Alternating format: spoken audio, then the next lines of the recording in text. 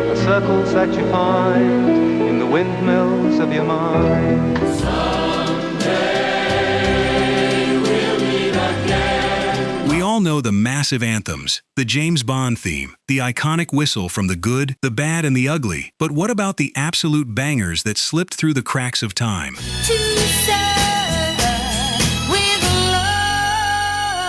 The chart-topping hits and spine-tingling tunes that defined iconic 60s scenes but got buried under decades of nostalgia. Hey there, Georgy Girl, why do all the boys just pass you? We're digging into the vaults to resurrect the lost gems you completely forgot were tied to legendary cinema.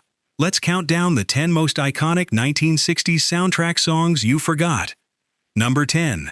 What's New, Pussycat by Tom Jones. What's new, Pussycat? Whoa, whoa, whoa. What's new, Pussycat? Burt Bacharach wrote this one after watching Peter Sellers act unhinged on the set of the 1965 Woody Allen comedy of the same name, and he built the melody around that same manic energy. Pussycat, Pussycat, I've got flowers and lots of flowers. When he brought it to Tom Jones, Jones almost turned it down flat, convinced it was a joke song beneath a serious singer. So go and bother your cute little pussycat low. Bacharach told him that was exactly the point, that the film needed a voice of pure authority behind the silliness. Jones gave in, belted it out, and watched it climb to number 3 on the Billboard Hot 100 that summer. Pussycat, Pussycat, I love you, yes. It earned an Academy Award nomination too, proof that even a song about a girl's pussycat lips could turn into a genuine piece of movie history. Number 9. The Look of Love by Dusty Springfield. You've got the look of love. Bacharach originally wrote this one with no lyrics at all, planning it as pure instrumental music for the 1967 Bond spoof Casino Royale. I can hardly wait to hold you, feel my arms around you. He said the melody came to him while watching Ursula Andress on screen, and once Hal David added the words, the song needed a voice that could match that sultry, unhurried mood. I can hardly wait to hold you, feel my arms around you. Dusty Springfield recorded it in a single morning session, later admitting she thought she'd hit several flat notes that day.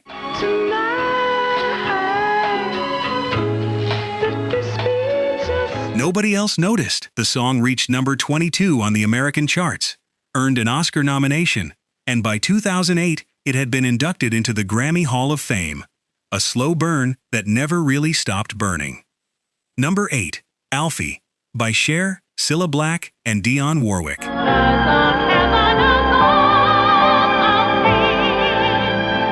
Bacharach and David wrote Alfie in 1965 to promote the Michael Caine film before it even opened, and the song took the strangest path to becoming a hit. All about when you sorted out, Alfie. British producers wanted Cilla Black to record it first, so Dionne Warwick, the composer's original choice, had to wait. Life belongs only to the strong, Alfie. Cher ended up singing the version used in the American release, reaching only number 32 on the charts. Only fools are kind, Alfie. It wasn't until Warwick released her own recording the following year, climbing to number 15, that the song truly caught fire. Bacharach later called Alfie his personal favorite among everything he ever wrote. Number 7. Georgy Girl by The Seekers. Hey there, Georgy Girl, why do all the boys just pass you? This cheerful folk pop tune from the 1966 film of the same name feels nothing like the movie it came from, a fairly melancholy British comedy about a young woman lacking confidence. You're always window shopping, but never stop to buy. The Seekers' recording climbed all the way to number 2 on the Billboard Hot 100, held off the top spot only by the Monkees and their smash I'm a Believer. There's another Georgie deep inside.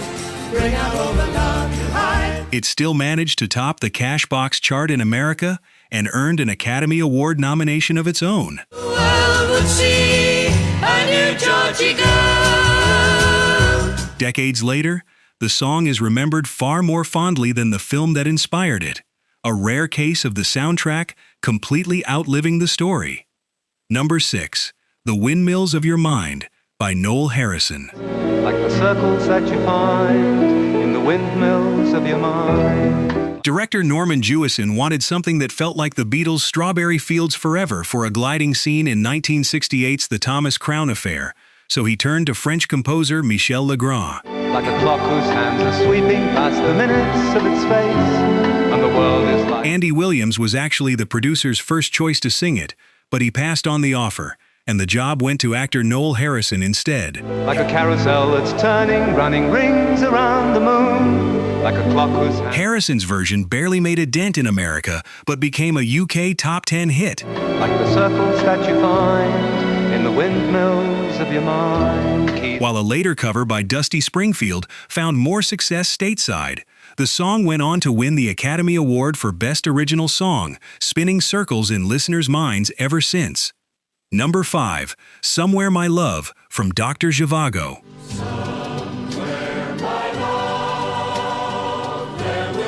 Composer Maurice Jarre struggled for weeks to find the right theme for Julie Christie's character in the 1965 epic, until director David Lean gave him an unusual assignment.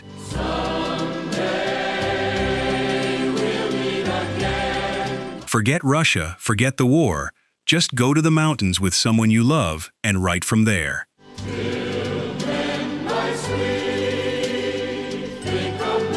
Jarre spent a weekend above Los Angeles and found the melody on a piano in about an hour. Retitled Somewhere My Love, with English lyrics added later.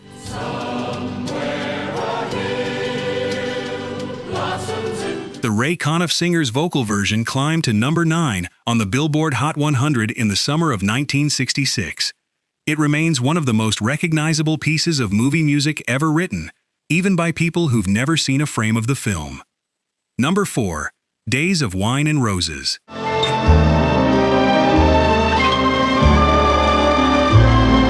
Henry Mancini handed lyricist Johnny Mercer the title of this 1962 film about alcoholism.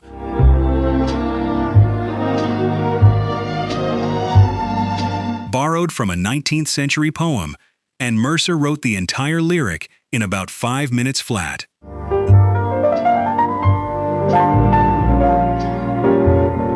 The song won the Academy Award for Best Original Song, then swept the Grammys for Record of the Year and Song of the Year the following year. Andy Williams' vocal version became the title track of an album that spent 16 weeks at number 1.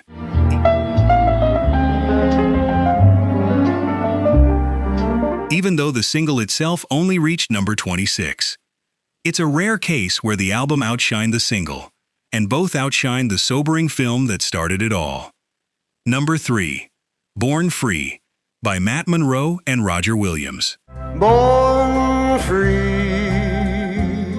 as free. When composer John Barry and lyricist Don Black first delivered this song for the 1966 film about a lioness raised in captivity, producers thought it was uncommercial and actually cut it from the print shown at the London premiere. Live free and beauty so. Singer Matt Monro, who was there that night, pushed back until the song was restored for the closing credits. And life is worth living. Pianist Roger Williams then recorded an instrumental cover that climbed to number 7 on the Billboard Hot 100 and topped the easy listening chart for 6 weeks. Stay free when the walls At the Oscars, Born Free became the first British song ever to win Best Original Song, proof that the producers had been wrong all along. Number 2. To Sir with Love by Lulu.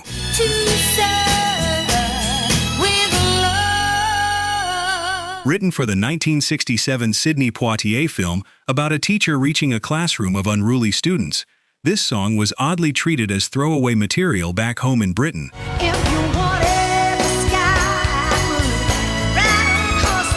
Tucked onto the B-side of a completely different single, American disc jockeys had other ideas.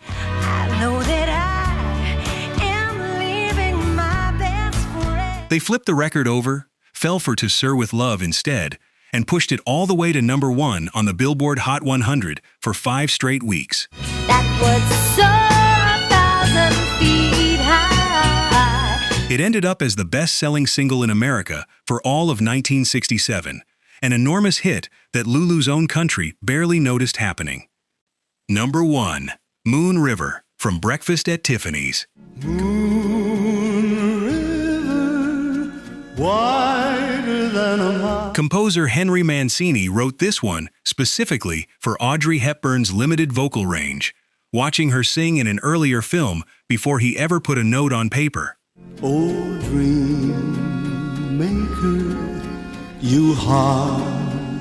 After a poor test screening in 1961, a Paramount executive tried to have the song cut from Breakfast at Tiffany's entirely. Two drifters off to see the world. Hepburn was reportedly furious, telling the studio the song would stay in the picture over her dead body.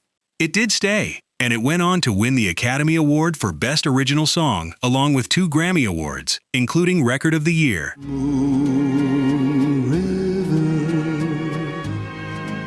More than 60 years later, Moon River is still the song people reach for at weddings, funerals, and every quiet moment in between. Easily the most iconic movie theme of the entire decade.